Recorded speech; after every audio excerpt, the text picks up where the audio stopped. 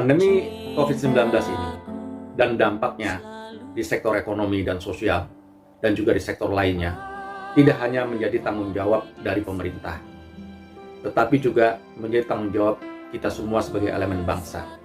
Di situ ada anggota DPR, parlemen, legislatif, ada juga di situ partai-partai politik yang juga seharusnya melihat dan memandang pandemi COVID-19 ini tidak hanya sebagai bencana kesehatan semata-mata, tetapi jika kita semua lalai dari elemen bangsa ini, termasuk partai politik, maka krisis dari bangsa ini, khususnya krisis dari dampak yang diakibatkan COVID-19 ini, akan merembet juga kepada krisis-krisis yang lainnya.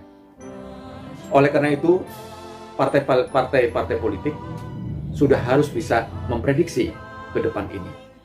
Harus menimbang dan bersikap bijak dan bahkan turut aktif bersama dengan pemerintah dan elemen masyarakat lain untuk turut bersama-sama bagaimana mengatasi atau menyelesaikan COVID-19 ini beserta dampak-dampaknya ke depan.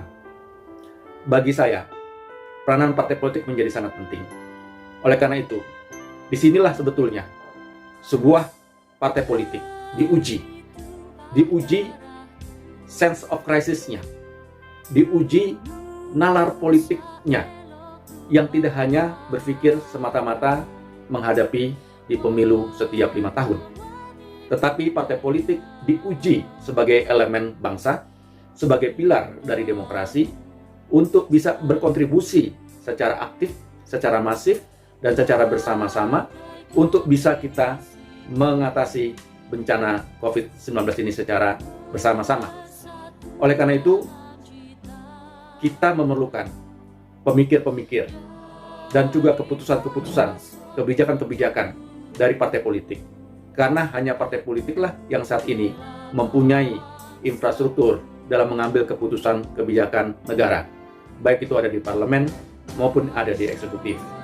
Dari sinilah kemudian sebuah partai politik akan dinilai oleh masyarakat apakah dia betul sebagai elemen bangsa, betul dia sebagai garda terdepan dari bangsa ini untuk bisa melindungi rakyat dari bencana kemanusiaan, dari bencana kesehatan, dan sekaligus juga bencana krisis ekonomi yang berkepanjangan.